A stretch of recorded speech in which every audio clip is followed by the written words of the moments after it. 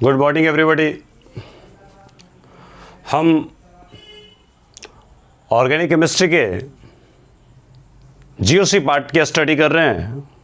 आपको मैंने बता दिया था कि जिस प्रकार से जल जीवन का सार है, मतलब अगर आपको जीना है तो हवा श्वसन क्रिया में लेना ही पड़ेगा, पीने के लिए पानी आपको लेना ही पड़ेगा। तो उसी प्रकार से अगर ऑर्गेनिक के रग रग की भाषा को आप समझना चाहते हैं, ऑर्गेनिक के रिएक्शन की विधि को यदि आप जानना चाहते हैं, तो बिना जीओसी के आप रिएक्शन के रग रग से कभी वाकिफ नहीं हो सकते हैं। आपको रिएक्शन रटना पड़ जाएगा। तो रिएक्शन के रटने से बचने के लिए आपको इस चैप्टर का बादशाह बनना ही पड़ेगा। अब देखिए,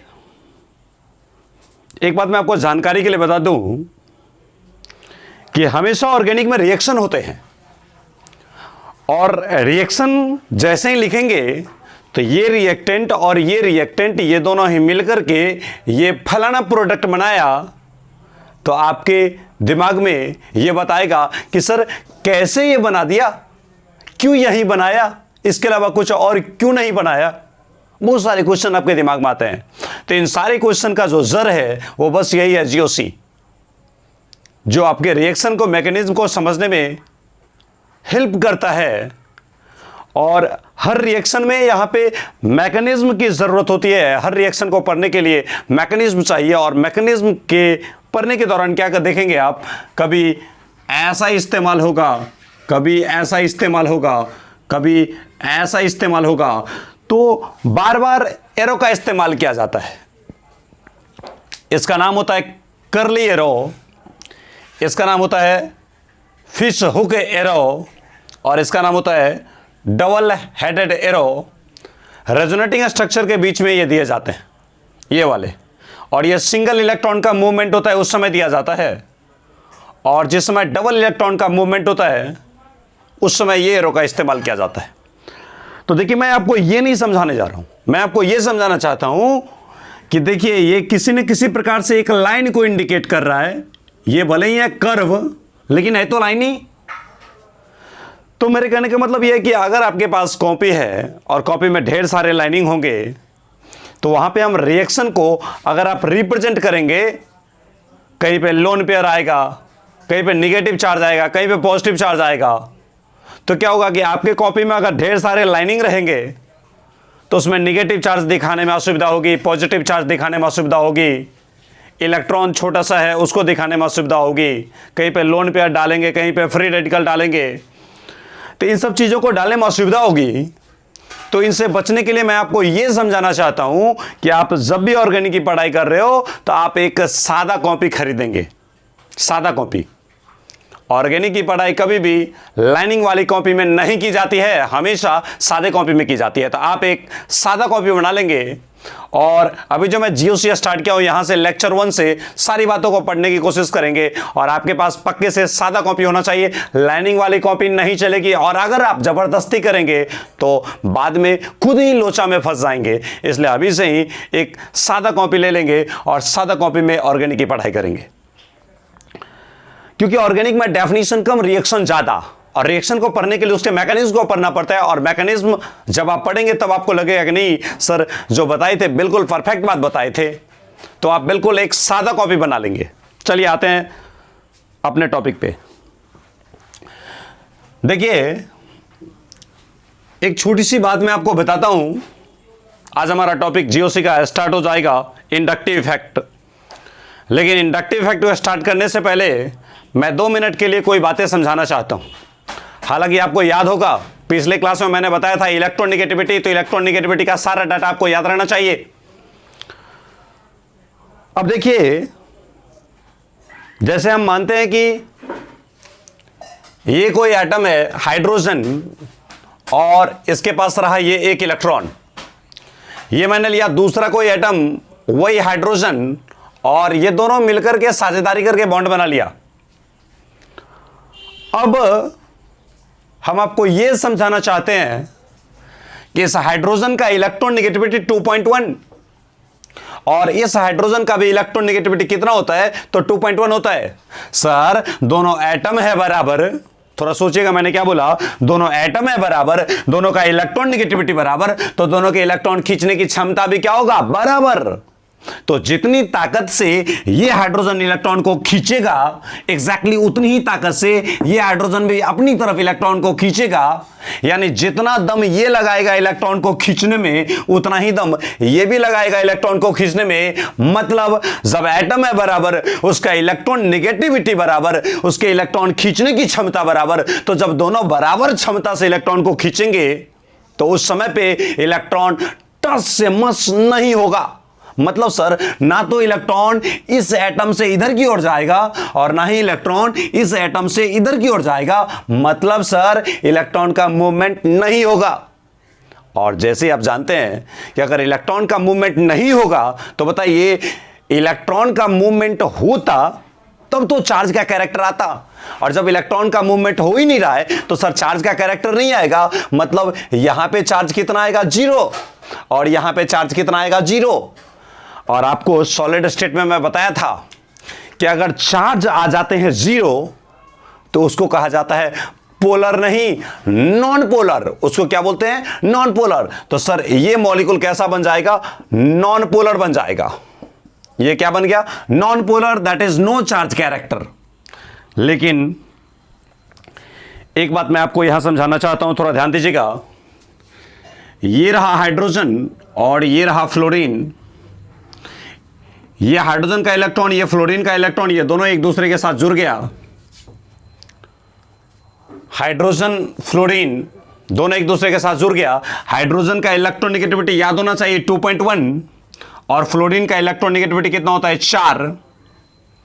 बताइए हाइड्रोजन का इलेक्ट्रोनेगेटिविटी फ्लोरीन के तुलना में कम है।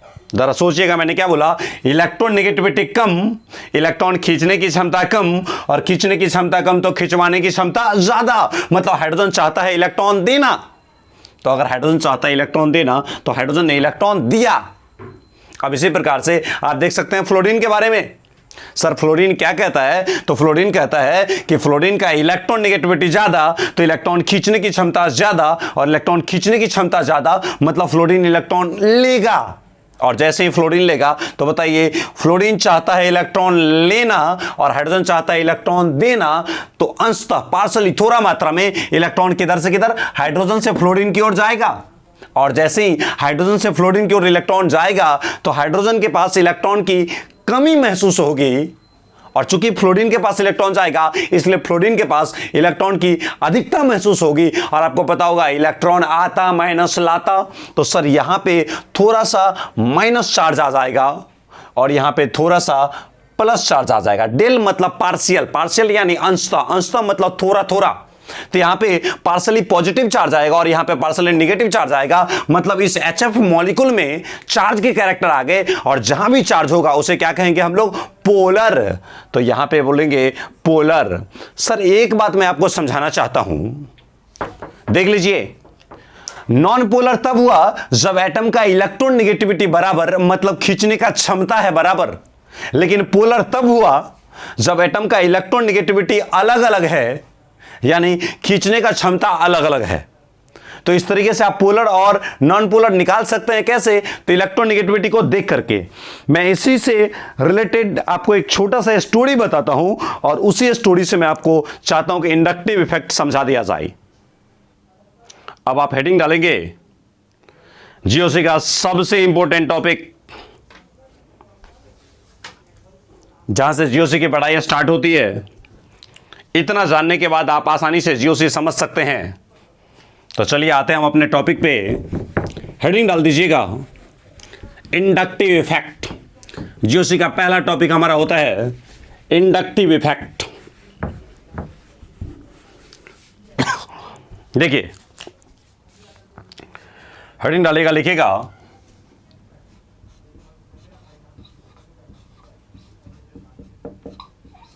इंडक्टिव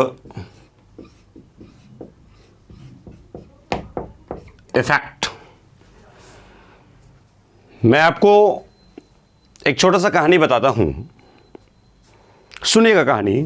कहानी सुनने से क्या होगा ना कि आपको ये टॉपिक दिमाग में छप जाएगा। बड़े मजेदार टॉपिक है। एक जंगल है, जिस जंगल में एक हाथी है और उस हाथी का नाम है H1। सर, वो पहला जंगल है, दूसरा जंगल है। पहले जंगल में जो हाथी है उस हाथी का नाम मैंने रखा है क्या, H1। सर, उसके बगल में एक दूसरा जंगल है, उस दूसरा जंगल में जो हाथी है उसका नाम रखा हाथी नंबर 2। यहां पे है, इस जंगल वाले हाथी का नाम है हाथी नंबर 1 और इसके बगल में जो जंगल है उस जंगल में हाथी का नाम है हाथी नंबर 2। अब बताइए, हम दोनों हाथी की भिड़ंत करना चाहते हैं, दोनों हाथी का भिड़ंत करना चाहते हैं कि कौन हाथी ज्यादा ताकतवर है। तो मैंने क्या किया, एक बड़ा सा लोहे की जंजीर लेकर के इस हाथी के भी एक पैर में बांध दिए और इस हाथी के एक पैर में भी बांध दिए और बोले कि दोनों लगा ले दम। तो सर, ये हाथी नंबर 1 और ये हाथी नंबर 2 दोनों को एक जंजीर से मैं लिंकेज कर दिया। हाथी नंबर 1 और हाथी नंबर 2 दोनों को एक जंजीर से मैंने लिंकेज कर दिया और लिंकेज करने के बाद दोनों को बोला दम लगा। तो हाथी नंबर 1 बोलता है, ये लड़ाने वाले भाई, पहले मेरी विशेषता तो सुन ले। हाथी नंबर 1 क्या किया है, अपने घर के आगे में एक बोर्ड लगा के रखा है। जिस बोर्ड पे क्या सब लिखा हुआ है, तो इस हाथी के पास क्या क्या गुण है, हाथी कितना केजी का है, हाथी कितना वजन उठा सकता है, हाथी कितना पानी पी सकता है, हाथी के पास मान लीजिए कूदने का पावर कितना है, हाथी कितनी रफ्तार में दौड़ सकता है। और ये हाथी नंबर 2 जो है, ये भी अपने घर के सामने में एक बोर्ड लगा के रखा है जिसपे हाथी नंबर 2 अपनी सारी विशेषता को लेके रखा हुआ है। अब दोनों के बोर्ड को हम पढ़ें कि भाई हाथी नंबर 1, तू अपना लाइसेंस दिखाओ, तो तुम्हारे पास क्या क्या चीज है, तेरे में क्या क्या गुण है। तो मैंने उसके सारे गुणों को पढ़ा कि हाथी इतना वजन का है, इतना लंबा है, इतना चौड़ा है, इतना रफ्तार दौड़ता है, इतनी दूर तक वो छलांग लगा सकता है।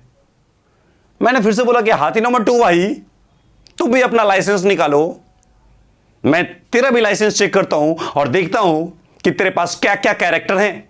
तो हाथी नंबर 2 ने अपना लाइसेंस दिया मेरे को, तो मैंने देखा कि जो जो गुण इस हाथी नंबर 1 में था वही सारा का सारा गुण हाथी नंबर 2 में है। तो मेरे को दिमाग मान गया कि भाई कुछ ना कुछ तो लोचा हो जाएगा, फैसला तो हो नहीं पाएगा, क्योंकि भाई जितनी ताकत से ये हाथी नंबर 1 करी को खींचेगा उतनी ही ताकत से यह हाथी नंबर 2 भी करी को खींचेगा। जितनी जोर से छलांग ये लगाएगा उतनी जोर से छलांग ये लगाएगा, जितनी रफ्तार से ये दौड़ेगा उतनी रफ्तार से ये भी दौड़ेगा। बताइए, जब दोनों ही हाथी के सारे गुण बराबर हैं तो क्या कभी फैसला हो सकता है कि कौन हाथी ज्यादा ताकतवर है? नहीं सर, इन दोनों हाथी के गुण बराबर है, अभी अब फैसला नहीं हो पाएगा, लड़ाई बीच में ही रह जाएगा, चलते रहेगा। अब हम चाहते हैं कि भाई लड़ाई जल्दी रिजल्ट पे आ जाए। तो सर, सारा गुण, जो भी गुण इसमें है वो सारा गुण इसके पास है, फैसला तो हो ही नहीं पा रहा है। तो सर हम क्या करें? तो क्या कर सकते हैं? इतने बड़े हाथी के लिए आप जानते होंगे हमारा एक चींटी काफी है। मतलब पूरी स्टोरी में यह हाथी की लड़ाई हो रही थी, उसमें एक चींटी आकर के, मतलब छोटे से ग्रुप आकर के लड़ाई को उथल पुथल कर देगा। वो जो छोटा सा चींटी है, मैंने उस चींटी को बोला कि भाई तू ही जाकर के इस लड़ाई को फैसला कर दे। वो चींटी बोलता है कि भाई मैं जाऊंगा तब तो फैसला जल्दी में हो जाएगा। तो ये चींटी जिधर जाएगा, मान लीजिए चींटी अगर इधर की तरफ आ गया तो चींटी क्या करेगा, धीरे धीरे धीरे धीरे। अब ये मत सोचिएगा कि सर चींटी जाएगा उस पर हाथी पैर रख देगा, कहानी खत्म चींटी की, ऐसा नहीं है। वो चींटी बड़ी मेहनत से, बड़े लुका छिपी से, बड़े दिमाग से चढ़ते चढ़ते चढ़ते चढ़ते हाथी के पैर से चढ़ते चढ़ते पीठ पे चढ़ गया, और पीठ पे चढ़ते चढ़ते हाथी नंबर 1 के सूंड में आ गया। यही देखिए, यही चींटी हाथी नंबर 1 के सूंड में आ गया। जैसे ही सूंड में आ गया, सूंड में जाकर के उसको काटने लगा, बेचारे को तकलीफ होने लगा। अब इसका पावर कमजोर पड़ गया। हालांकि लाइसेंस में तो सारा पावर है, लेकिन चूंकि इसके साथ एक ऐसा दरिंदा जुड़ गया जो बेचारे को मदद करने के बजाय बर्बाद करने के चक्कर में लग गया, और जैसे ही इस हाथी के सूर में चला गया, इस हाथी को जैसे ही काटने लगा, बेचारा बेतहाशा गिर गया। और जैसे ही गिर गया तो हाथी नंबर 2 पूरी की पूरी कड़ी को अपनी तरफ खींच लिया। मतलब देखिए, इस पूरी कहानी का स्टोरी एक ही लाइन में खत्म होती है कि सर जब तक इन दोनों के बीच में तिहल्ला नहीं आया था तब तक फैसला हो ही नहीं रहा था।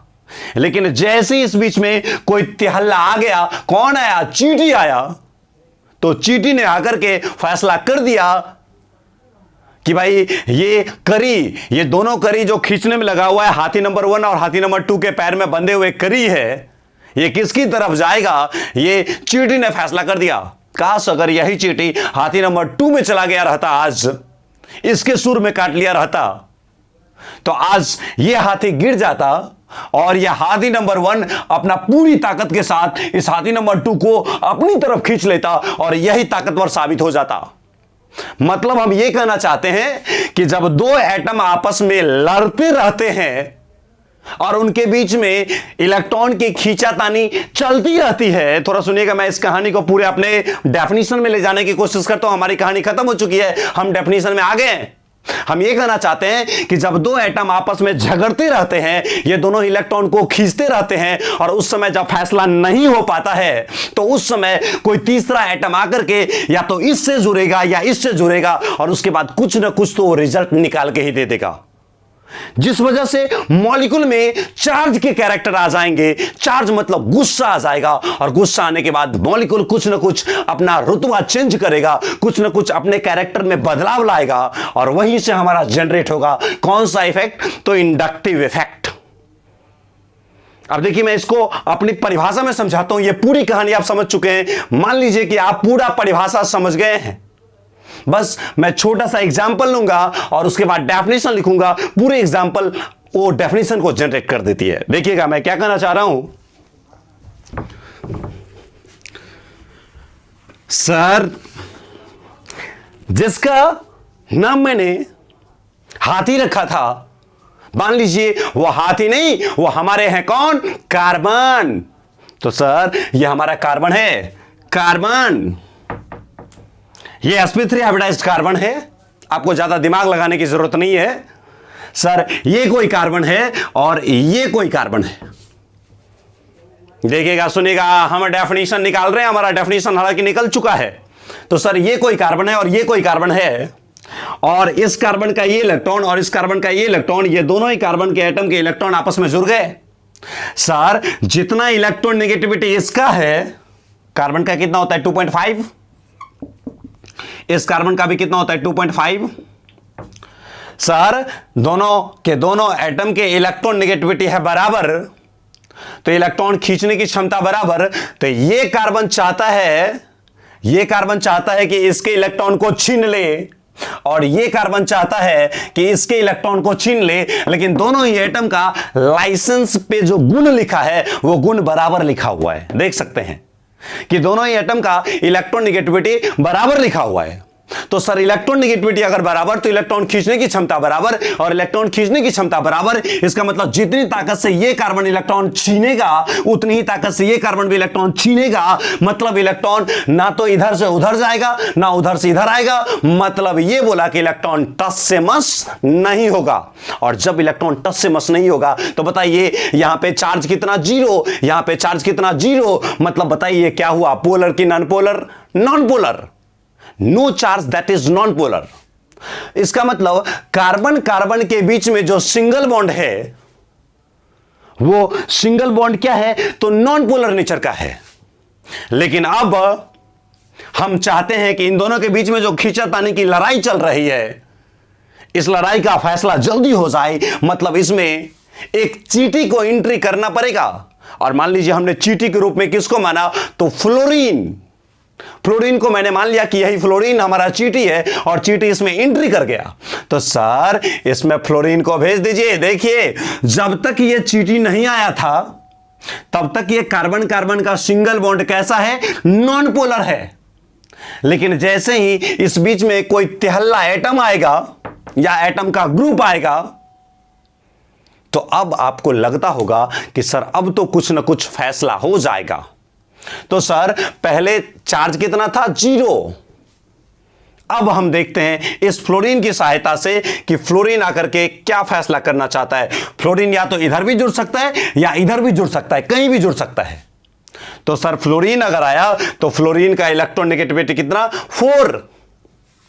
अब आप मुझे बता दीजिए कि इस कार्बन का इलेक्ट्रॉन नेगेटिविटी 2.5 है और इस फ्लोरीन का इलेक्ट्रॉन नेगेटिविटी 4 है। इसका मतलब इस कार्बन के तुलना में इस फ्लोरीन का इलेक्ट्रॉन नेगेटिविटी ज्यादा, और इलेक्ट्रॉन नेगेटिविटी ज्यादा तो इलेक्ट्रॉन खींचने की क्षमता ज्यादा, और इलेक्ट्रॉन खींचने की क्षमता ज्यादा मतलब इलेक्ट्रॉन लेगा। और जैसे ये फ्लोरीन इलेक्ट्रॉन लेगा तो ये कार्बन तो बेचारा मजबूर हो गया। ये कार्बन के पास तो परेशानी आ गया क्योंकि लेने वाले ताकतवर आ गए, इलेक्ट्रॉन खींचने की क्षमता ज्यादा है उसका। अब कार्बन बोलता है इस फ्लोरीन से कि भाई मेरा इलेक्ट्रॉन नेगेटिविटी तेरे से कम है। तो बोलता है कोई दिक्कत नहीं है, इलेक्ट्रॉन नेगेटिविटी कम है तो तुम अपने आप सोच लो कि तुम क्या चाहते हो। तो बोलता है कि मेरा इलेक्ट्रॉन नेगेटिविटी कम, इलेक्ट्रॉन खींचने की क्षमता कम, और खींचने की क्षमता कम तो खिंचवाने की क्षमता ज्यादा। मतलब ये कार्बन चाहता है अब इलेक्ट्रॉन देना, तो ये कार्बन चाहता है इलेक्ट्रॉन देना। अब जरा आप ही बताइए, जब ये फ्लोरीन इलेक्ट्रॉन लेगा तो आपको पता है कि इलेक्ट्रॉन आता माइनस लाता, तो सर यहां पे इलेक्ट्रॉन के आने से थोड़ा सा नेगेटिव चार्ज की मात्रा बढ़ चुका है और इस कार्बन के पास इलेक्ट्रॉन की तो थोड़ी सी कमी महसूस हो जाएगी। और जैसे ही कमी महसूस होगा तो बताइए इस कार्बन के पास इलेक्ट्रॉन की क्या होगा, कमी के कारण कौन सा चार्ज, पॉजिटिव चार्ज आएगा। अब जरा बताइए जैसे ही इस कार्बन को इलेक्ट्रॉन की कमी महसूस होगी तो ये कार्बन आपको क्या लग रहा है कि बैठा रहेगा, ये बैठेगा नहीं, चिचियाएगा, मैं लुट गया, बर्बाद हो गया, पता नहीं मेरे साथ कौन आ गया जो मेरे इलेक्ट्रॉन की आबादी को खींच लिया। और गलती तो इसकी भी है क्योंकि इसके पास खींचने का क्षमता नहीं था तो भाई खिंचवा दिया। तो अब जैसे ही इसे इलेक्ट्रॉन की कमी महसूस होती है तो ये अपने बगल वाले कार्बन को बोलता है क्या बे पड़ोसी कुछ तो हेल्प करो, आज मेरे साथ कोई खींचने वाले दौद जैसा आदमी आ चुका है, तो बिल्कुल तुम मुझे तो कुछ ना कुछ हेल्प करो क्योंकि मुझे इलेक्ट्रॉन की कमी महसूस होती है। तो ये बेचारे का देखिए पॉजिटिव का मतलब यहां पे इलेक्ट्रॉन की कमी महसूस होता है और इलेक्ट्रॉन की कमी महसूस होता है तो ये अपने पड़ोसी से खींचने की कोशिश करेगा। अब इसका तो इतना औकात नहीं है कि इससे इलेक्ट्रॉन खींच ले, तो बेचारा ये किससे खींचेगा, अपने पिछले वाले कार्बन से खींचने की कोशिश करेगा। और जैसे ही खींचने की कोशिश करेगा तो बेचारा इसके पास भी इलेक्ट्रॉन की कमी महसूस होने लगेगा। अब आप ही बताइए ये ताकतवर ग्रुप, इलेक्ट्रॉन खींचने वाला ग्रुप इस कार्बन से जैसे इलेक्ट्रॉन छीना तो इसके पास कमी महसूस होने लगा, और जब इसे इलेक्ट्रॉन की कमी महसूस होने लगा तो ये अपने पिछले वाले एटम से इलेक्ट्रॉन की कमी को पूरा करने के लिए खींचने लगेगा। अब इसके बगल में तो कोई है नहीं, और अगर रहता तो ये चूंकि ये इलेक्ट्रॉन इससे छीना, सुनेगा थोड़ा, तो इसे कमी महसूस हुआ, ये अपनी कमी को पूरा करने के लिए इससे छीनने लगता तो इसके पास कमी हो जाता, फिर ये अपने कमी को पूरा करने के लिए बगल वाला से छीनने लगता तो फिर से इसको कमी हो जाता। इस प्रकार से खींचने की टेंडेंसी धीरे धीरे उधर जाके घटते रहते हैं। तो सिंपल सा लाइन, ये अपनी कमी को पूरा करने के लिए इससे छीना तो इस पे इलेक्ट्रॉन की कमी से महसूस होने लगा, तो इस पे आ गया डेल प्लस। लेकिन आप ही बताइए एक लाइन सोच के, ये कार्बन इस खींचने वाले से डायरेक्ट जुड़ा है, यही वो एटम है जिस मॉलिक्यूल में आकर के इस कार्बन कार्बन के बीच में आकर के धूम मचा दिया, चार्ज का कैरेक्टर ला दिया।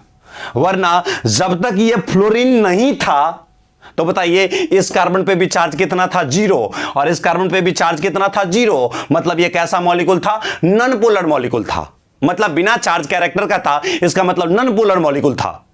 लेकिन इस फ्लोरीन के आने की वजह से ये जैसे ही इलेक्ट्रॉन छीना तो इसे कमी महसूस होने लगा, और ये अपनी कमी को पूरा करने के लिए अपना पिछला से इलेक्ट्रॉन छीनने लगा। लेकिन आप सोच के बताइए, ये ग्रुप जितना इससे इलेक्ट्रॉन छीन लेगा,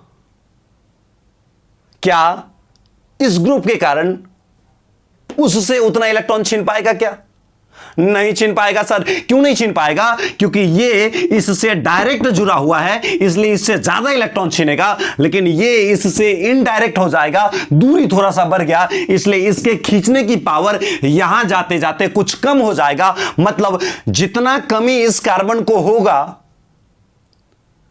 वो उतना कमी इस कार्बन को नहीं हो पाएगा। मतलब यहां पे कमी थोड़ा सा कम होगा। तो यहां पे दे दिया डबल डेल प्लस। अब थोड़ा सोचेगा इसके लाइन मतलब क्या हुआ। यहां पे डेल माइनस है और यहां पे डेल प्लस है। डेल माइनस का मतलब इसके पास इलेक्ट्रॉन की अधिकता है, और डेल प्लस का मतलब इसके पास इलेक्ट्रॉन की कमी है, और डबल डेल प्लस का मतलब इसके पास भी इलेक्ट्रॉन की कमी है। लेकिन यह बता रहा है कि जितना कमी इसको है उससे कम कमी इसको है। सर क्यों? चूंकि सर इसे डेल कमी है तो इसे डबल डेल कमी है, तो कमी ज्यादा हो गया? नहीं, कमी कम हो गया। क्योंकि आपको पता होगा 0.5 एक छोटा नंबर है, और गुना कर दिया 0.5 तो देखिए ये कितना आ जाएगा, 0.25। अब बताइए, ये छोटा है, ये छोटा है, लेकिन छोटे को छोटे से गुना किया तो और छोटा हो गया। ये 50 पैसा था, ये 50 पैसा था, और जब दोनों को गुना किया तो बेचारा 25 पैसा हो गया। तो वही बात मैं कहना चाहता हूं, डेल प्लस का मतलब कमी, और डेल प्लस को गुना करेंगे तो डबल डेल प्लस है, तो डबल डेल प्लस का जो रिजल्ट होगा वो और कम हो जाएगा। मतलब इसे भी इलेक्ट्रॉन की कमी है और इसे भी इलेक्ट्रॉन की कमी है, लेकिन यहां पे कमी बहुत कम है, मतलब इसका मैग्नीट्यूड काफी कम है। तो बस यही मैं समझाना चाह रहा हूं। अब देखिए इंडक्टिव इफेक्ट डेफिनेशन में क्या कहना चाहता है, तो इंडक्टिव इफेक्ट डेफिनेशन में यही कहना चाहता है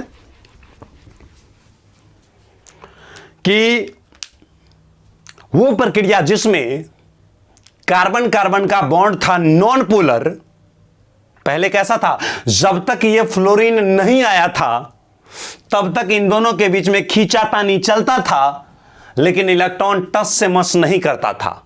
सुनेगा मैंने क्या बोला, मैंने आपको यह बोला कि जब तक फ्लोरीन नहीं आया था तब तक इन दोनों कार्बन के बीच में खींचातानी चलता था, लेकिन इलेक्ट्रॉन ना तो इधर से उधर जाता था ना ही उधर से इधर आता था। मतलब यहां पे चार्ज कितना था, 0।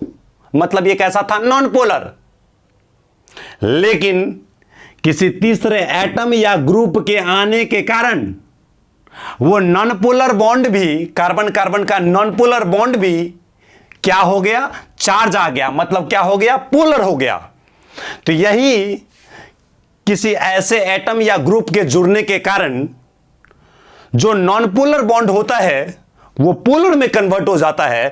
तो नॉन पोलर बॉन्ड का पोलर में कन्वर्ट होना किसी तिहल्ले एटम या ग्रुप के जुड़ने के कारण की जो प्रक्रिया होती है, इसी प्रक्रिया को कहा जाता है इंडक्टिव इफेक्ट। मतलब मैं यह कहना चाहता हूं कि इंडक्टिव इफेक्ट में नॉन पोलर बॉन्ड क्या बनेगा, पोलर बनेगा। इस तरीके से देखिए आपका इंडक्टिव इफेक्ट का डेफिनेशन तैयार हो गया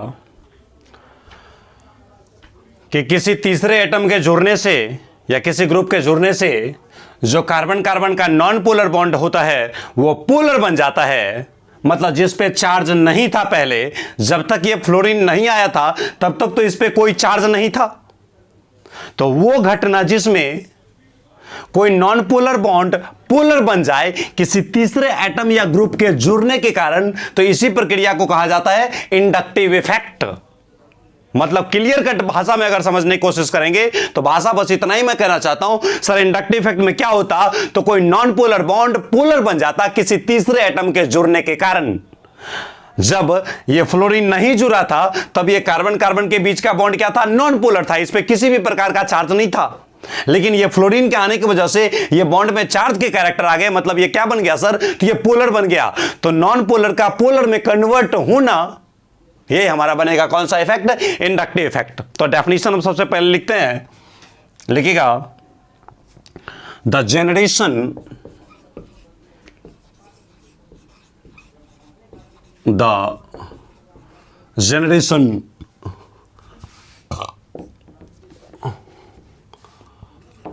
of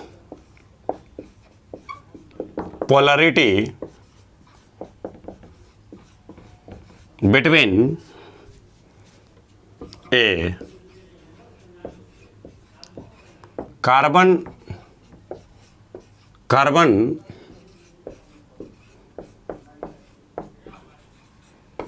non-polar bond, the generation of polarity between a carbon non-polar bond due to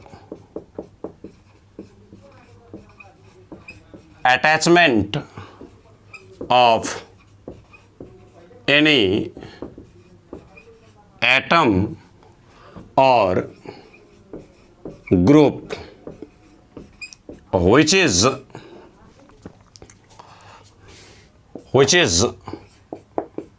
either more electronegative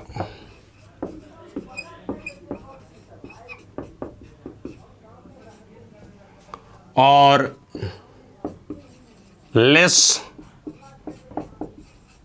electronegative then carbon is known as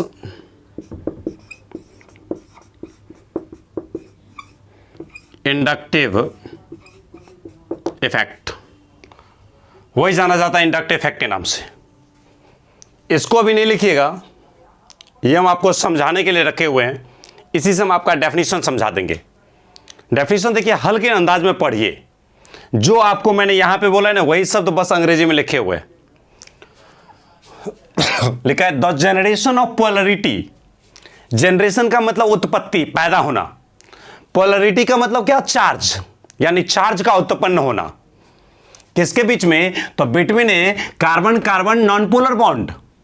आप ही बताइए, कार्बन कार्बन का बॉन्ड जब ये फ्लोरीन नहीं था, आप देखिए ना भाई, कार्बन ये दोनों एटम का इलेक्ट्रॉन नेगेटिविटी बराबर, तो इलेक्ट्रॉन खींचने की क्षमता बराबर, तो इलेक्ट्रॉन टच से मस नहीं होगा। मतलब ये कार्बन कार्बन का बॉन्ड कैसा था, नॉन पोलर था।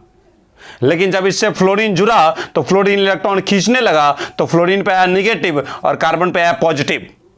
और इस कार्बन के पास जब इलेक्ट्रॉन की कमी होने लगा तो ये अपनी कमी को पूरा करने के लिए बगल वाले कार्बन से इलेक्ट्रॉन खींचने लगा, तो बेचारे इस कार्बन को भी इलेक्ट्रॉन की थोड़ा कमी महसूस हुआ। लेकिन जितना कमी इस कार्बन को महसूस हो रहा है उतना कमी इसको महसूस नहीं होगा, क्योंकि खींचने वाला डायरेक्ट इससे जुड़ा है और खींचने वाले से इसकी दूरी थोड़ा सा ज्यादा हो गया है। इस वजह से इसका प्रभाव यहां पर उतना नहीं पहुंच पाएगा जितना कि ये इसको खींच पाएगा, क्योंकि अपने नजदीक वाले को ये ज्यादा खींचेगा, अपने दूर वाले को थोड़ा सा कम खींचेगा, क्योंकि दूरी होने के वजह से इसका पावर यहां पे ज्यादा नहीं पहुंच पाता है। तो जो कार्बन कार्बन का बॉन्ड कैसा था, नॉन पोलर था, वो कार्बन कार्बन का नॉन पोलर बॉन्ड किसी तिहल्ले एटम या ग्रुप के जुड़ने के कारण आज क्या बन चुका है, पोलर बन चुका है। और यही नॉन पोलर का पोलर बनने की जो प्रक्रिया है, इसी को कहा जाता है इंडक्टिव इफेक्ट। देखिए मैं फिर से एक बार समझाता हूं, the generation of polarity. Polarity का मतलब होता है चार्ज, जनरेशन का मतलब होता है उत्पत्ति, पैदा होना। यानी चार्ज का उत्पन्न होना बिटवीन किसके बीच में, तो एक carbon carbon non polar bond, यानी कार्बन कार्बन के बीच में जो नॉन पोलर बॉन्ड था, जब ये एटम नहीं था, जब ये फ्लोरीन नहीं जुड़ा था, तो कार्बन कार्बन के बीच में कैसा बॉन्ड था, नॉन पोलर बॉन्ड था। तो मैं वही कहना चाह रहा हूं कि द जनरेशन ऑफ पोलरिटी यानी चार्ज का उत्पन्न होना बिटवीन किसके बीच में, तो carbon carbon non polar bond, यानी कार्बन कार्बन के बीच में जो नॉन पोलर बॉन्ड है, कार्बन कार्बन के बीच में जो पहले नॉन पोलर बॉन्ड था, उसमें चार्ज का कैरेक्टर उत्पन्न होना। कैसे उत्पन्न होगा, तो आगे बता रहा है due to attachment of, due to का मतलब के कारण, अटैचमेंट यानी जुड़ने के कारण, किसके जुड़ने के कारण, तो ऑफ एनी एटम, किसी भी एटम और ग्रुप, मतलब एटम का झुंड होगा जिसमें कई सारे एटम रहेगा। मान लीजिए यहीं पे एक से ज्यादा एटम रहता तो वो ग्रुप बन जाता। तो किसी एटम या एटम के ग्रुप के जुड़ने के कारण वो ग्रुप कैसा होगा, तो वो ग्रुप होगा which is either more electronegative or less electronegative than carbon. मतलब जो कार्बन कार्बन का नॉन पोलर बॉन्ड था, वो नॉन पोलर बॉन्ड किसी अन्य एटम या ग्रुप के जुड़ने के कारण पोलर बन जाएगा। जो एटम कैसा होगा, तो या तो कार्बन के तुलना में ज्यादा इलेक्ट्रोनेगेटिव होगा, या क्या होगा, कम इलेक्ट्रोनेगेटिव होगा। सर ये ज्यादा इलेक्ट्रोनेगेटिव तो हम समझ गए हैं, कम इलेक्ट्रोनेगेटिव समझ में नहीं आ रहा है। अरे भाई बात बराबर ही है। अगर कार्बन के तुलना में ज्यादा इलेक्ट्रोनेगेटिव होगा तब तो ये ग्रुप इलेक्ट्रॉन खींचेगा, और जब खींचेगा तो अपना पे आएगा माइनस, कार्बन पे क्या आ जाएगा, प्लस। लेकिन मान लीजिए इस ग्रुप का इलेक्ट्रोनेगेटिविटी यदि कार्बन से कम होता, सुनिएगा मैंने क्या बोला, फिर से समझिएगा, इस ग्रुप का इलेक्ट्रोनेगेटिविटी यदि इस कार्बन की तुलना में कम होता तो आज क्या होता, तो सर ये ग्रुप का इलेक्ट्रोनेगेटिविटी कम, इलेक्ट्रॉन खींचने की क्षमता कम, और खींचने की क्षमता कम तो खिंचवाने की क्षमता ज्यादा, मतलब ये ग्रुप इलेक्ट्रॉन क्या करता, देता, और जब देता तो इस पे आता पॉजिटिव और इस पे क्या आता, निगेटिव आता। तो फिर भी तो चार्ज आ ही गया ना। तो बस वही बात मैं बोल रहा हूं कि कार्बन के तुलना में, इन कार्बन के तुलना में इस ग्रुप का इलेक्ट्रोनेगेटिविटी ज्यादा अगर होगा तब तो ये इलेक्ट्रॉन खींचेगा और अपना पे लेगा माइनस, और कार्बन पे लेगा प्लस। लेकिन यदि इस ग्रुप का इलेक्ट्रोनेगेटिविटी कार्बन की तुलना में अगर कम हो जाएगा तो कम होने के बाद क्या करेगा, ये इलेक्ट्रॉन धकेलेगा, और धकेलेगा तो इस पे आएगा प्लस, और जो इलेक्ट्रॉन लेगा उस पे क्या आएगा, माइनस। तो ध्यान दीजिएगा, डेफिनेशन आप समझ गए होंगे। डेफिनेशन यही बोलता है द जनरेशन ऑफ पोलरिटी यानी चार्ज का उत्पन्न होना किसके बीच में, तो between a carbon carbon non polar bond, carbon carbon का जो बॉन्ड नॉन पोलर है उसके बीच में चार्ज का उत्पन्न होना ड्यू टू किसके कारण, तो अटैचमेंट ऑफ एनी एटम और ग्रुप, किसी एटम या ग्रुप के जुड़ने के कारण, which is either more electronegative और लेस इलेक्ट्रोनेगेटिव देन कार्बन। जो ग्रुप या जो एटम कार्बन के तुलना में या तो ज्यादा इलेक्ट्रोनेगेटिव होगा या कम इलेक्ट्रोनेगेटिव होगा। सर ज्यादा इलेक्ट्रोनेगेटिव होगा तो इलेक्ट्रॉन खींचेगा तो अपना पे लेगा माइनस, कार्बन पे देगा प्लस, फिर भी चार्ज आ गया। सर अगर कम इलेक्ट्रोनेगेटिव होगा तो इलेक्ट्रॉन धकेलेगा, और धकेलेगा तो अपना पे लेगा प्लस, कार्बन पे क्या लेगा, माइनस। तो इस वजह से भी यहां पे चार्ज आएगा। तो देखिए जो कार्बन कार्बन का नॉन पोलर बॉन्ड था, वो नॉन पोलर बॉन्ड किसी एटम के जुड़ने के कारण आज क्या बन चुका है, पोलर। तो वही नॉन पोलर से पोलर बनने की जो प्रक्रिया है, इसी प्रक्रिया को कहा जाता है इंडक्टिव इफेक्ट। इसी घटना को कहा जाता है इंडक्टिव इफेक्ट। मतलब सर ओवरऑल एक शब्द में अगर जवाब दे तो इंडक्टिव इफेक्ट में क्या होता, तो नॉन पोलर बॉन्ड पोलर में कन्वर्ट होता है। सर किसका non polar bond, carbon carbon का नॉन पोलर बॉन्ड। सर किसके कारण, तो किसी ऐसे एटम या ग्रुप के जुड़ने के कारण जिसका इलेक्ट्रोनेगेटिविटी या तो कार्बन से ज्यादा होगा या कार्बन से कम होगा। उम्मीद है कि आप ये डेफिनेशन समझ गए होंगे। अब देखिए यहां से कुछ और कॉन्सेप्ट जनरेट हो सकते हैं। अगर देखिए यहीं से देखिए, आप सोचिए, अब एक बात आप बताइए, ये जो एटम है इसके पास दो तरह की संभावना बनता है। या तो इसका इलेक्ट्रोनेगेटिविटी कार्बन से ज्यादा होगा, या फिर इसका इलेक्ट्रोनेगेटिविटी कार्बन की तुलना में कम होगा। जब इलेक्ट्रोनेगेटिविटी इसका ज्यादा होगा तो इलेक्ट्रॉन खींचेगा, और जब इलेक्ट्रोनेगेटिविटी कम होगा तो ये इलेक्ट्रॉन क्या करेगा, धकेलेगा। मतलब यहां पे कितने प्रकार के केस जनरेट होते हैं, दो प्रकार के। मतलब हम ये बात बोल सकते हैं कि हियर टू केसेस अराइजेस। यहां पे दो प्रकार का केस उत्पन्न होता है। एक ऐसा केस जिस समय ये जो एटम या ग्रुप है इसकी इलेक्ट्रोनेगेटिविटी कार्बन से ज्यादा हो, और दूसरा केस ये हो सकता है इस समय में कि जब एटम इस ग्रुप का इलेक्ट्रोनेगेटिविटी कार्बन की तुलना में कम होगा। तो इसको फटाफट आप नोट कीजिए डेफिनेशन को, और उसके बाद मैं आपको इससे आगे की बात समझाता हूं। इसको फटाफट इसको नोट कीजिए, मैं आपको इसके आगे की बात बताता हूं। थोड़ा समझिएगा, शुरुआत में थोड़ा सा ज़्यादा मेहनत करना पड़ता है आपको, क्योंकि शुरू में बातें समझ में नहीं आती है। और ऑर्गेनिक का अगर शुरुआत गड़बड़ हो गया तो अपने सीनियर लोगों से पूछिएगा कि रिएक्शन समझ में नहीं आता है, रिएक्शन रटना पड़ता है। और अगर शुरुआत सही रहा तो ऑलरेडी आप जानते भी है, जिसका आज अच्छा है उसका कल अच्छा होगा ही, लेकिन जिसका आज खराब है कोई गारंटी नहीं है कि कल अच्छा होगा ही। चलिए इसको मिटा देते हैं।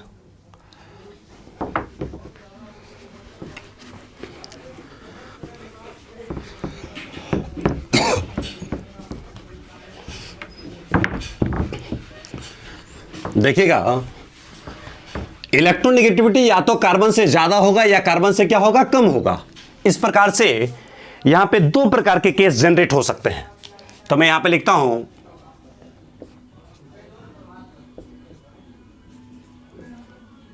Two cases arises here। दो प्रकार के केस यहां पे उत्पन्न होते हैं। Two cases arises here। यहां पे कितने प्रकार के, दो प्रकार के केस उत्पन्न होते हैं। सर पहला केस हम क्या लेते हैं, पहला केस ये लेते हैं, इफ ग्रुप या कोई एटम, मान लिया कौन है, जी है। ये जी कैसा है, तो is more electronegative than carbon. ये कार्बन की तुलना में ज्यादा इलेक्ट्रोनेगेटिव हो। तो अगर ये कार्बन की तुलना में ज्यादा इलेक्ट्रोनेगेटिव होता तो सर किस प्रकार की घटना घट सकता है, तो सर यहां पे घटना घटेगा, ये रहा कार्बन, फिर से ये रहा कार्बन, ये रहा कार्बन, ये रहा कार्बन। थोड़ा समझिएगा बातों को। और इससे मान लिया कि कोई जुड़ा हुआ है ग्रुप जो कि फैसला करेगा। अगर ये ग्रुप नहीं होता तो बताइए, सारे एटम का इलेक्ट्रोनेगेटिविटी बराबर, इलेक्ट्रॉन खींचने की क्षमता बराबर, तो जितनी ताकत से ये छीनेगा उतनी ताकत से ये खींचेगा, फिर जितनी ताकत से ये खींचेगा उतनी ताकत से ये खींचेगा, जितनी ताकत से ये खींचेगा उतनी ताकत से ये खींचेगा। तो आप ही बताइए, इलेक्ट्रॉन क्या टस से मस होगा क्या, नहीं होगा। तो सर अभी ये कैसा है, सब पे चार्ज कितना है, 0। अरे भाई चार्ज तो तब ना आता है जब इलेक्ट्रॉन का ट्रांसफर होता है, चाहे पार्शियल हो या कंप्लीट हो, लेकिन इलेक्ट्रॉन का लेन देन करना ही पड़ेगा। लेकिन चूंकि सारे एटम है बराबर, सारे का इलेक्ट्रॉन नेगेटिविटी है बराबर, तो सबके इलेक्ट्रॉन खींचने की क्षमता है बराबर, तो ना तो कोई इलेक्ट्रॉन देगा ना ही कोई इलेक्ट्रॉन लेगा, मतलब इलेक्ट्रॉन का टस से मस नहीं होगा। तो सर यहां पे क्या होगा, अब कोई तिहल्ला एटम या ग्रुप आएगा। मैंने माना है वो ग्रुप कौन है, जी है। वो ग्रुप कौन है, जी है। अकेला रहेगा तो एटम होगा, और एक से ज्यादा एटम का झुंड रहेगा तो वो ग्रुप बन जाएगा। अब जी कैसा है तो देखिए, जी है मोर इलेक्ट्रोनेगेटिव देन कार्बन। मतलब ये जो जी है इसका इलेक्ट्रोनेगेटिविटी इस कार्बन से ज्यादा है। तो मेरे कहने का मतलब ये क्या है, ध्यान देना कि यहां पे हम ये लाइन लिख सकते हैं कि जी कैसा ग्रुप है, तो सर चूंकि इसका इलेक्ट्रोनेगेटिविटी कार्बन से ज्यादा है, मतलब ये क्या चाहता है, इलेक्ट्रॉन खींचना। तो हम यहां पे लिख देते हैं जी इज इलेक्ट्रॉन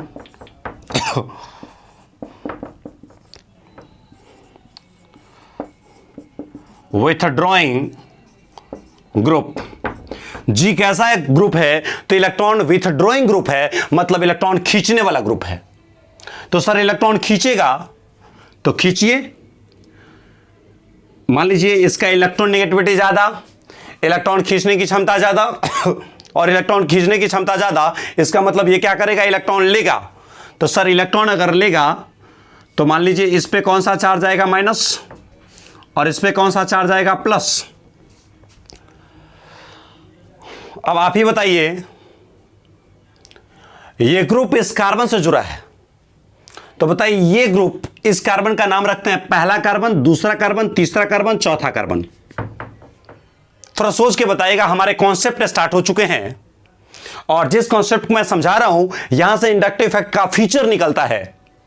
आप कई सारे लोगों को देखेंगे, अगर इंडक्टिव इफेक्ट पढ़ेगा भी तो उसकी बहुत सारी विशेषता को याद रखेगा, लेकिन मैं सारी विशेषता को यहां से जनरेट कर दूंगा, निकाल दूंगा। तो थोड़ा सा समझने की आप कोशिश करेंगे। देखिएगा, आप ही बताइए, ये ऐसे हमारे पागल ग्रुप हैं जो इलेक्ट्रॉन खींचने के लिए बिल्कुल लगे हुए हैं। बोलता मैं आज नहीं छोड़ूंगा, कसम काली माई की, मैं तो इलेक्ट्रॉन खींचूंगा ही। खींच ले बेटा, खींच ले, इलेक्ट्रॉन खींच ले। अब आप ही बताइए, ये ग्रुप किससे सबसे ज्यादा इलेक्ट्रॉन खींचेगा? पहला कार्बन से कि दूसरा से कि तीसरा से कि चौथा से? अरे भाई, अंधा भी ये बात बोल देगा, क्योंकि सर पहला कार्बन इसके नजदीक में है। तो आप ही बताइए ना, किससे इलेक्ट्रॉन खींचेगा? पहला से। और जब पहला से इलेक्ट्रॉन खींचेगा तो पहला कार्बन बौखला जाएगा, परेशान हो जाएगा कि मैं लुट गया, बर्बाद हो गया, पता नहीं मैं किस ग्रुप के चक्कर में पड़ गया, मेरे इलेक्ट्रॉन की आबादी को तहस नहस कर दिया और मेरा सारा इलेक्ट्रॉन की आबादी खींच लिया। और जैसे इलेक्ट्रॉन की आबादी खींच लेगा तो इस कार्बन पे इलेक्ट्रॉन की कमी महसूस होगा, यानी यहां पे पॉजिटिव चार्ज आ जाएगा, मतलब इस कार्बन को गुस्सा आ जाएगा। लेकिन गुस्सा की वजह से ये कार्बन तो इस ग्रुप का तो कुछ बिगाड़ नहीं सकता। तो सर ये कार्बन अब इस ग्रुप का तो कुछ बिगाड़ नहीं सकता, तो किसको बिगाड़ेगा? अपने पड़ोसी को बोलेगा कि अभी तो किस दिन काम में आएगा। आज मेरे साथ ऐसे ग्रुप जुड़ गए जो मेरे इलेक्ट्रॉन की आबादी को खींच लिया है, तो भाई मुझे इलेक्ट्रॉन की कमी महसूस हो रहा है, मुझे इलेक्ट्रॉन की कमी के कारण मुझे जलन हो रहा है, तो कुछ तो इलेक्ट्रॉन मुझे दे। तो ये कार्बन बोलेगा कि चलो भाई, मोहल्ले के आदमी हैं, बेचारे मर रहा है, कुछ तो हेल्प करते। तो ये अपनी इलेक्ट्रॉन की कुछ आबादी को इधर की तरफ धकेल देगा। तो बताइए, हम एक छोटा सा बात मानते हैं कि अगर ये ग्रुप इस कार्बन से 4 यूनिट इलेक्ट्रॉन खींचता है, ये ग्रुप इस कार्बन से 4 यूनिट इलेक्ट्रॉन खींचता है, तो इस कार्बन को 4 यूनिट की कमी हो जाएगा। तो ये चिल्लाएगा मुझे 4 यूनिट का कमी है, मुझे 4 यूनिट का कमी है, कोई पूरा कर दो। तो ये कार्बन बोलेगा कि अबे जितना कमी तुझे है वो सारा कमी मैं तुझे पूरा नहीं करूंगा, क्योंकि भाई अगर सारा कमी तेरा पूरा कर दिया, इसका मतलब जितना तुम तड़प रहे हो उतना ही हमें भी तड़पना आएगा। मैं नहीं चाहता ऐसा दोस्ती। तो बोले भाई कुछ तो कर, अरे 1 रुपया कम में तो दे। तो ये बोला कि चलो तुमसे अगर 4 यूनिट खींच लिया, तो तुझे अगर 4 यूनिट की कमी हो गया है, तो मैं ऐसा करता हूं कि तुझे 3 यूनिट दे देता हूं। तो बोला कि ठीक है भाई, कुछ तो ला। तो बोला कि चलो 3 यूनिट दे देता हूं।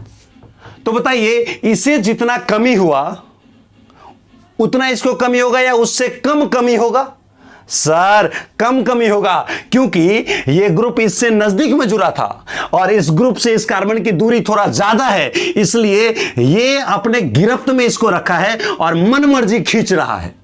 लेकिन ये तो इनडायरेक्ट हो गया सर, दूरी थोड़ा सा ज्यादा हो गया, इसलिए दम लगाएगा भी तो यहां तक उतना दम नहीं पहुंच पाएगा। इसलिए सर इसे कमी थोड़ा सा कम होगा, इसे परेशानी थोड़ा सा कम होगा। तो सर इस पे परेशानी है डेल प्लस, तो इस पे परेशानी होगा डबल डेल प्लस। भाई डबल डेल प्लस, सर आपको तो ऐसा बोल रहे हैं कि जैसे कि परेशानी बढ़ गया, परेशानी बढ़ नहीं गया, परेशानी कम हो गया। मैंने आपको बताया था ना कि डेल प्लस जो मैग्नीट्यूड है वो ज्यादा है और डबल डेल प्लस जो मैग्नीट्यूड है वो थोड़ा सा कम है। क्यों सर? क्योंकि आप जानते होंगे 0.5 छोटी नंबर है, लेकिन इसको अगर गुना कर दिया जाए 0.5 से तो ये बन जाता है 0.25, मतलब और छोटी संख्या बन जाता है। मतलब छोटे को छोटा से गुना करने से और छोटा हो जाता है। यानी ये रहा 50 पैसा और ये रहा 50 पैसा, दोनों को जब गुना किए तो क्या बन गया? 25 पैसा। मतलब छोटे को छोटा से गुना करने से और छोटा हो जाता है। तो ये है छोटा, और छोटे को छोटा से गुना हुआ तो ये बन गया और छोटा, मतलब यहां पे कमी थोड़ा सा कम है। लेकिन जब इससे थोड़ा सा कमी महसूस होने लगा इलेक्ट्रॉन का, क्योंकि जब ये अपना इलेक्ट्रॉन 3 यूनिट उसको दिया तो इस बेचारे को इलेक्ट्रॉन की बौखलाहट हो गई, ये खुद ही तड़पने लगा। हालांकि जितना ये तड़पता है इलेक्ट्रॉन के लिए, जितनी परेशानी इसको हो रहा है उतना परेशानी इसको नहीं हो रहा है, लेकिन फिर भी इसे कमी है। तो ये अपनी कमी को पूरा करने के लिए अपने पिछले कार्बन को बोलता है कि अबे तू किस मिट्टी की मूरत है, तू देख रहा है कि मोहल्ले में ऐसे लोग आ गए हैं जो लोगों को परेशान कर रहे हैं, हमने इसको सपोर्ट किया तो मुझे परेशानी हुआ, अरे तुम भी तो कुछ सपोर्ट करो। तो इसने बोला कि देखो भाई, तुम उसको 3 यूनिट दिए हो तो हम तो थोड़ा पीछे है ना, इसलिए तुमको हम 2 यूनिट दे देंगे। तो बोला ठीक है भाई, 2 ही यूनिट दे दे। जैसे ही 2 यूनिट दिया तो इस बेचारे को खुद ही इलेक्ट्रॉन की कमी महसूस होने लगा, ये खुद ही चिचियाने लगा, परेशान होने लगा। बोले कि भाई तुझे क्या हुआ? तो बोला कि मैं जो तुमको इलेक्ट्रॉन दिया तो मुझे इलेक्ट्रॉन की फिर से कमी होने लगी, तो कमी होगा तो ऑलरेडी चिचियाऊंगा, तो इसके पास कितना कमी? Triple del plus. आप बोलेंगे कि सर सबसे ज्यादा कमी इसके पास है, उससे कम कमी इसके पास है, उससे कम कमी इसके पास है। अब देखिए ये जो कमी है ना, इस कार्बन के पास जो कमी है, उस कमी से यह कार्बन परेशान नहीं हो रहा है, बोल रहा है कि चलो भाई इतना कमी हम बर्दाश्त कर लेंगे। तब मोहल्ला का ये कार्बन बोलता है कि भाई हम भी तो मोहल्ला में ही है, जब तुझे थोड़ा ही कमी है तो चलिए कोई दिक्कत नहीं है, हम थोड़ा सा आपको दे देते हैं, लेकिन हम उतना नहीं देंगे जितना आपने दिया था, क्योंकि हम आपके पीछे हैं। तो अगर आपने दिया था 2 यूनिट तो हम आपको देते हैं 1 यूनिट। तो इस कार्बन के पास इलेक्ट्रॉन की कमी बहुत कम होगा, नगण्य होगा। तो सर हमने क्या दे दिया? तो 4 टाइम डेल प्लस। अब थोड़ा बातों को समझिए। ये ग्रुप, ये खींचने वाले ग्रुप हैं, मैंने नाम रखा है जी। कैसा ग्रुप है? तो जिसका इलेक्ट्रॉन नेगेटिविटी ज्यादा है। If group is more electron negative than carbon, ये जो ग्रुप है कार्बन से ज्यादा इलेक्ट्रॉन नेगेटिव है, इसलिए इलेक्ट्रॉन छीन रहा है। अब मैंने क्या बोला कि G is electron withdrawing group, electron negativity ज्यादा है तो इलेक्ट्रॉन विथड्रॉइंग मतलब इलेक्ट्रॉन खींचने वाले ग्रुप है।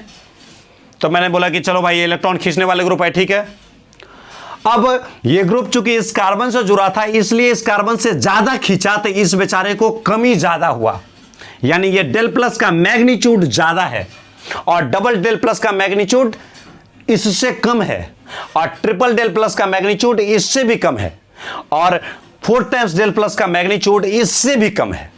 क्योंकि सर ग्रुप का जितना प्रभाव इस कार्बन पे होगा, आप ही बताइए ना, इस ग्रुप का इतना प्रभाव कभी इस पे हो सकता है? नहीं हो सकता है। क्यों? चूंकि सर दूरी ज्यादा हो गया है, दूरी ज्यादा हो जाएगा तो जितना ये ग्रुप इस कार्बन से छीन लेगा उतना ये ग्रुप उस कार्बन से नहीं छीन पाएगा। तो इसी वजह से हमारा एक पॉइंट भी निकल के आ गया कि सर इंडक्टिव इफेक्ट दूरी पे निर्भर करता है और ज्यों-ज्यों दूरी बढ़ेगा इस ग्रुप का प्रभाव घटता जाएगा। और प्रभाव घटते घटते जब चौथे कार्बन पे गया तो पता चला कि इस कार्बन को इस ग्रुप से फर्क ही नहीं पड़ रहा है, क्योंकि इसने अपना इलेक्ट्रॉन तो दिया लेकिन मात्र 1 यूनिट यानी नाम मात्र इलेक्ट्रॉन दिया, यानी इसे इलेक्ट्रॉन की कमी लगभग महसूस नहीं हो रहा है। तो सिंपल सा लाइन यहां से हम निकाल सकते हैं, एक लाइन ये कि सर ये जो सिंगल डेल प्लस है उसका मैग्नीट्यूड ज़्यादा है डबल डेल प्लस से और उसका मैग्नीट्यूड ज़्यादा है किससे? ट्रिपल डेल प्लस से और इसका मैग्नीट्यूड ज़्यादा है किससे? 4 टाइम्स डेल प्लस से। ऐसा बता रहा है। एक लाइन मैं आपको और बताना चाहता हूं, ध्यान दीजिएगा। आप बोलेंगे सर चार्ज कंजर्वेशन प्रिंसिपल तो हर जगह लागू होता है। हम बोलेंगे बिल्कुल सही बोल रहे हैं सर। शुरू में अगर मॉलिक्यूल पर चार्ज था 0 तो अंत में भी क्या होगा? 0। लेकिन अंत में तो 0 आप छोड़े नहीं, बोला कैसे बेटा? तो बात यह है कि सर ये डेल माइनस और ये डेल प्लस मैग्नीट्यूड बराबर है और साइन अपोजिट है, तो ये डेल माइनस के कारण ये डेल प्लस कैंसिल हो जाएगा, तो ये दोनों मिला के हो गया 0। लेकिन सर ये डबल डेल प्लस और ट्रिपल डेल प्लस और 4 टाइम डेल प्लस ये तो बच गया। इसका मतलब ये निकला कि शुरू में चार्ज 0 था लेकिन बाद में तो चार्ज 0 हो नहीं रहा है। इसका मतलब ये तो गलत है, क्योंकि सर चार्ज कंजर्वेशन प्रिंसिपल तो कभी गलत हो नहीं सकता। तो इसका मतलब ये निकला कि शुरू में अगर चार्ज है 0 तो अंत में भी आपको करना पड़ेगा चार्ज 0। तो सर कैसे चार्ज 0 करेंगे? तो हम ये अगर बोल दें यहां पे चालाकी से कि इस डेल प्लस का मैग्नीट्यूड, डबल डेल प्लस का मैग्नीट्यूड, ट्रिपल डेल प्लस का मैग्नीट्यूड और 4 टाइम्स डेल प्लस का मैग्नीट्यूड, इन सारे पॉजिटिव चार्ज वाले का जो मैग्नीट्यूड का समेशन होगा उसका वैल्यू इस डेल माइनस के बराबर होगा। तो जितना ये अकेले माइनस है उतना ही ये सब मिलाकर के प्लस है। तो बताइए सब मिला के जितना प्लस होगा उतना ये अकेले माइनस होगा, तो मिला के टोटल कितना हो जाएगा? 0। ये हो सकता है। तो सर इसको थोड़ा सा डिफर करने के लिए, क्योंकि ऐसे सिंबल लिखा रहेगा तो कोई भी आपको बोल सकता है कि डेल माइनस और डेल प्लस कैंसिल हो गया तो ये चार्ज हुआ इनके कारण 0। तो ये सब चार्ज कहां से आ गया? जब शुरू में चार्ज 0 था तो अंत में भी तो 0 होना चाहिए।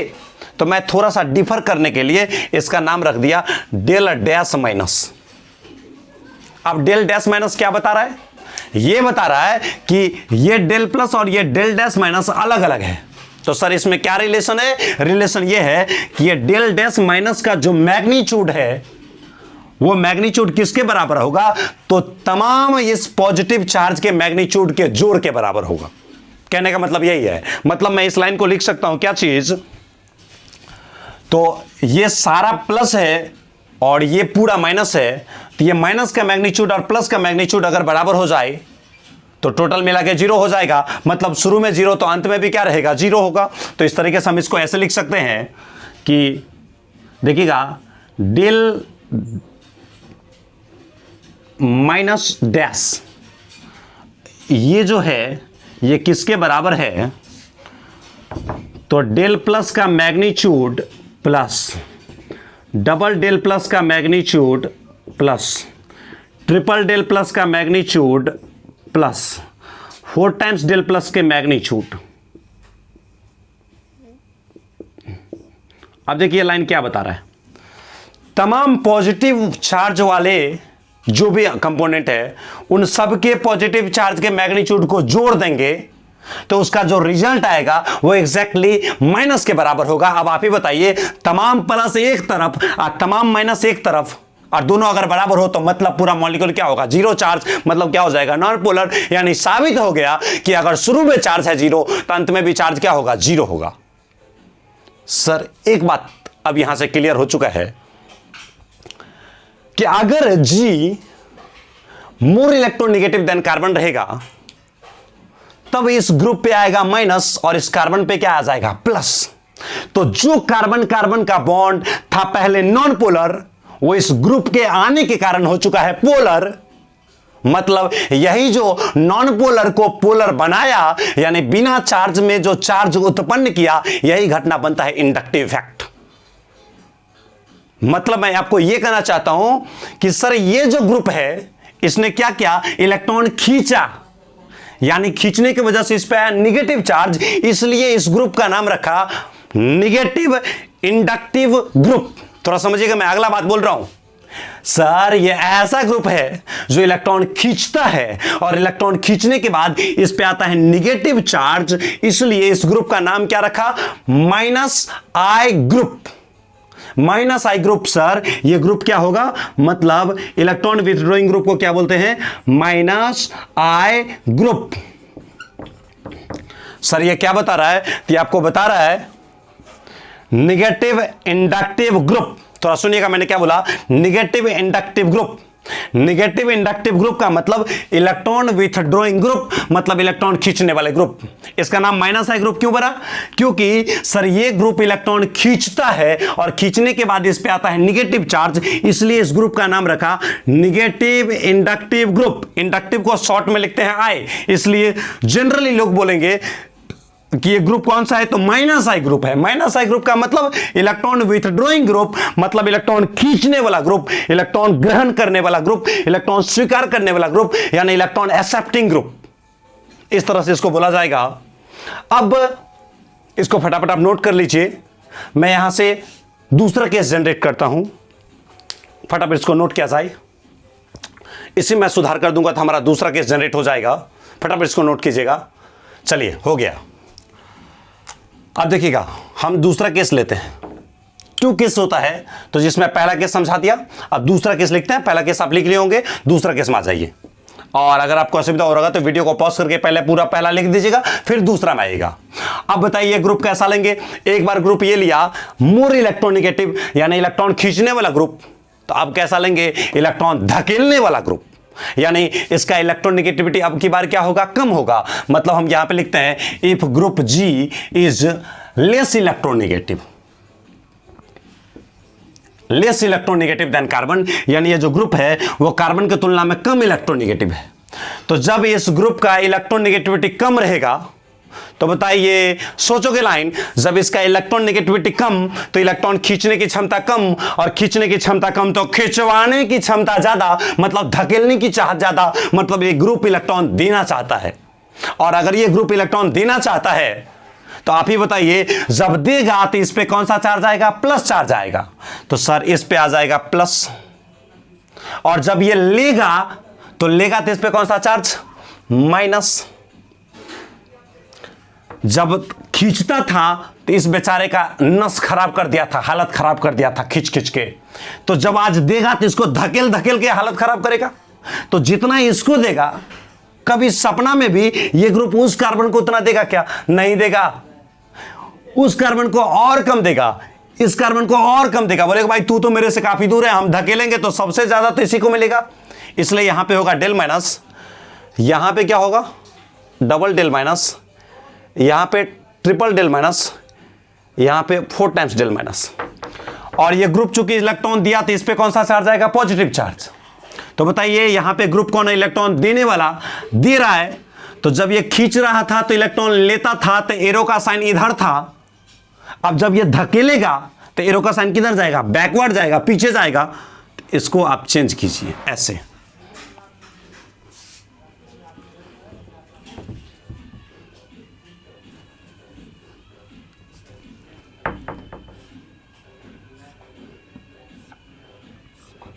अब क्या करेगा, 4 यूनिट ये धकेल के देगा। तो ये इसको अगर 4 यूनिट देगा, इस बेचारे को ज्यादा चार्ज हो जाएगा, नेगेटिव ज्यादा हो जाएगा। तो बोलेगा मैं 3 यूनिट अगला को दे देता हूं। ये बोलेगा भाई अब ये 3 यूनिट मेरे को धकेला है तो हम तो तुमको 2 यूनिट देंगे। ये बोलेगा हम तुमको 1 यूनिट देंगे, इस तरीके से। और बताइए ग्रुप इलेक्ट्रॉन धकेल रहा है, तो इसका नाम इलेक्ट्रॉन विथड्रॉइंग नहीं, इसका नाम होगा इलेक्ट्रॉन डोनेटिंग ग्रुप। डोनेटिंग मतलब देने वाले ग्रुप। ये ग्रुप कैसा होगा, इलेक्ट्रॉन डोनेटिंग ग्रुप होगा। और जब इलेक्ट्रॉन डोनेट करेगा, जब इलेक्ट्रॉन देगा तो इस पे कौन सा चार्ज आएगा, पॉजिटिव चार्ज। इसलिए इस ग्रुप का नाम क्या होगा, पॉजिटिव इंडक्टिव ग्रुप। लाइन समझे क्या, इस ग्रुप का नाम क्या हो जाएगा, प्लस आई ग्रुप, यानी पॉजिटिव इंडक्टिव ग्रुप, यानी ऐसा ग्रुप जो इलेक्ट्रॉन देने के बाद पॉजिटिव चार्ज लाता है। प्लस का मतलब इलेक्ट्रॉन देने वाला ग्रुप, और माइनस का मतलब इलेक्ट्रॉन लेने वाला ग्रुप। अब बताइए आप एक ही चीज, अब की बार ये डेल माइनस क्या होगा, ज्यादा होगा। तो डेल प्लस को हटाइए, इसको हटाइए, प्लस को हटा के माइनस कीजिए, यह आ जाएगा। और अब की बार क्या होगा, डेल प्लस डैश। बताइए शुरू में चार्ज 0 तो अंत में भी चार्ज क्या होगा, 0। तो ये अकेला पॉजिटिव वाला किसके बराबर होगा, तो तमाम नेगेटिव के मैग्नीट्यूड के सम के बराबर होगा। तभी तो ये पूरा माइनस एक तरफ और पूरा प्लस एक तरफ, और सम मिला देंगे तो टोटल चार्ज 0। यानी ये बोलेंगे कि पॉजिटिव का जो डेल पॉजिटिव डैश का जो मैग्नीट्यूड है वो किसके बराबर है, तो डेल माइनस का magnitude plus double del minus का magnitude plus triple del minus का magnitude plus 4 times del minus का मैग्नीट्यूड इनके बराबर होगा। इस तरीके से आपके यहां तक बातें खत्म हुए। 2 प्रकार के जनरेट होते हैं, 2 केस जनरेट हुआ। इस तरीके से यह भी साबित हो गया कि इंडक्टिव इफेक्ट 2 प्रकार से जनरेट होते हैं। एक बार माइनस आई ग्रुप के द्वारा माइनस इंडक्टिव इफेक्ट, माइनस आई ग्रुप, इससे पहले कौन था, यहां पे माइनस आई ग्रुप था, तो माइनस आई ग्रुप के द्वारा माइनस आई इफेक्ट और प्लस आई ग्रुप के द्वारा प्लस आई इफेक्ट। यानी यह इंडक्टिव इफेक्ट कितने प्रकार के, तो सर 2 प्रकार के। एक का नाम रखा जाएगा पॉजिटिव इंडक्टिव इफेक्ट और दूसरे का नाम रखा जाएगा निगेटिव इंडक्टिव इफेक्ट। यानी इंडक्टिव इफेक्ट भी 2 प्रकार के होते हैं, प्लस आई इफेक्ट और minus I effect. Sir plus I effect किसके कारण होगा, प्लस आई ग्रुप के द्वारा होगा। प्लस आई ग्रुप सर किसको बोलते हैं, तो इलेक्ट्रॉन देने वाले ग्रुप को कहते हैं। सर माइनस आई इफेक्ट कौन होगा, तो जो जनरेट होगा माइनस आई ग्रुप के द्वारा, मतलब इलेक्ट्रॉन खींचने वाले ग्रुप के द्वारा। तो यहां से आपको फिर से हेडिंग आता है टाइप्स ऑफ इंडक्टिव इफेक्ट। ये इंडक्टिव इफेक्ट कितने प्रकार के होते हैं, तो अगला क्लास में मैं यहां से आगे स्टार्ट करूंगा। इसके आगे का टॉपिक है types of inductive effect. Inductive effect कितने प्रकार के होते हैं, 2 प्रकार के होते हैं। आगे मैं इससे आगे कंटिन्यू करूंगा। आप सभी बच्चे अगर केमिस्ट्री का फुल कोर्स अगर पढ़ना चाहते होंगे तो फुल कोर्स हम अपने ऐप से पढ़ाते हैं और इसकी जानकारी के लिए आप हमारे नंबर पे कॉल करेंगे 9852106210। इस पे कोर्स जारी हैं। इस नंबर पे आप कॉल करेंगे, आपको सारा जानकारी दे दिया जाएगा। पूरा कोर्स पढ़ने के लिए आप इस नंबर पे कॉल करेंगे तो आपको सारी बात समझा दिया जाएगा। और जो भी मैं ऑर्गेनिक में पढ़ा रहा हूं, आप इसको सादा कॉपी में पढ़ने की कोशिश करेंगे। और अगर ये वीडियो पसंद आई हो तो पक्के से लाइक बटन को जरूर दबाएं भाई, और लगातार हमारी सर्विस को जारी रखने के लिए हमारे चैनल को अवश्य ही शेयर और सब्सक्राइब करें। मिलते हैं फिर से अगले वीडियो में इसके आगे की टॉपिक लेकर के कि इंडक्टिव इफेक्ट कितने प्रकार के होते हैं। Thank you.